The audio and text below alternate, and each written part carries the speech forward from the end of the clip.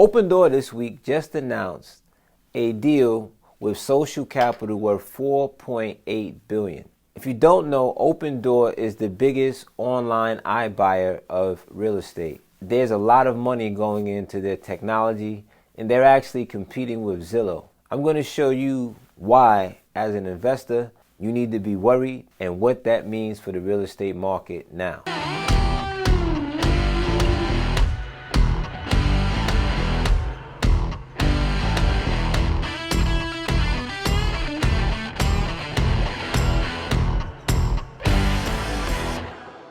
Open Door is looking to become the Amazon of real estate investing. And if you look at what they're doing, they're looking to replace mom and pops, not only investors, but also realtors. And they have a very interesting model as far as how they buy it. They're literally saying, if you're selling your home, we want to buy it, come to our website, fill out some information, and we're going to make you an offer. Not only do we have the cash to do it, we're also flexible around what you need in order to get it done. Now, there are some other fees and things like that attached, but on record, they say that they actually pay about 98% of the market value, which I don't fully agree with. Once you start deducting the fees that they charge in order to process the transaction. But it does bold an interesting point. Open Door is by far the largest iBuyer. They forced Zillow to jump into the marketplace. And really what the race is for in tech is to be the first stop that homeowners or buyers go to in order to transact real estate. And Zillow understood the importance of becoming an iBuyer themselves, because they understand that if people are looking to sell their home, previously they would go to Zillow to figure out how much their property is worth. What they were afraid of is that instead of people going there, they would actually go to Open Door to get a valid offer. There's nothing more that tells you what your property is worth than actually receiving an offer.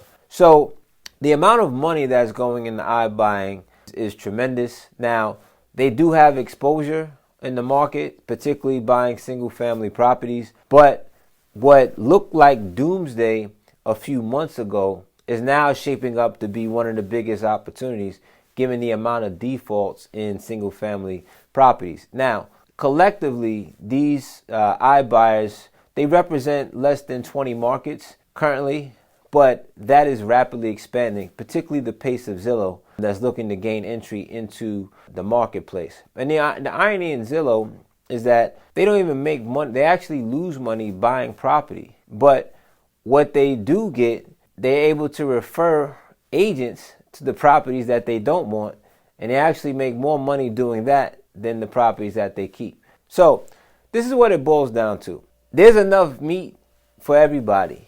You don't have to be extremely worried about Open Door now, but just understand that they are in your market.